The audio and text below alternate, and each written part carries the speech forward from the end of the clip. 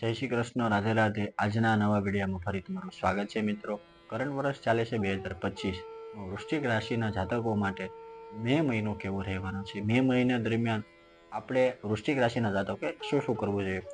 સામાન્ય રીતે જોવા જઈએ તો આ મહિનો તમારા માટે મિશ્ર પરિસ્થિતિનું નિર્માણ કરે છે, એટલે સાનુકૂળ અને અનુકૂળ. બરાબર. કારકિર્દી અને વ્યવસાયિક ક્ષેત્રની અંદર વાત કરવામાં આવે તો ઘણા બધા અવરોધો આવશે જે આપમેળે દૂર થઈ જશે.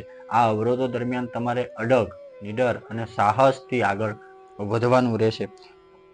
અન્ય વ્યક્તિઓ દ્વારા મહત્વપૂર્ણ નિર્ણયો લઈ અને તમને તમારા કાર્યક્ષેત્રની અંદર હેરાન પરેશાન કરવામાં આવશે. તમારે સમજદારીપૂર્વક એનો પ્રશ્નનો હલ કરવાનો રહેશે. આર્થિક સ્થિતિ સામાન્ય રીતે મધ્યમ રહેશે.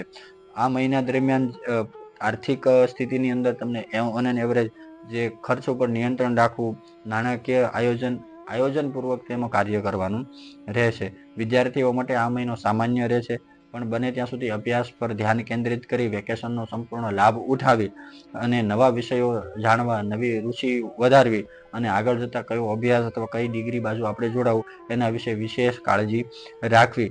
સ્વાસ્થ્ય પ્રત્યે બેદરકારી રાખવી નહીં. કોઈ બી જગ્યાએ જઈ જંક ફૂડ ખાય અને તબિયત સ્વાસ્થ્ય ઉપર તકલીફ સમસ્યાઓ કોઈ પણ બીમારીનો ભોગ ન થઈએ એનું વિશેષ ધ્યાન રાખવું જોઈએ. બને ત્યાં સુધી સ્વાસ્થ્ય, યોગ, વ્યાયામ, વોકિંગ વગેરે વસ્તુનો સહારો લેવો. પારિવારિક જીવનની અંદર ખૂબ જ સારા પ્રેમ અને લાગણીભર્યું વાતાવરણ રહેશે. આ સમયગાળા દરમિયાન ઘરની અંદર ઘણા સારા શુભ પ્રસંગો આવશે.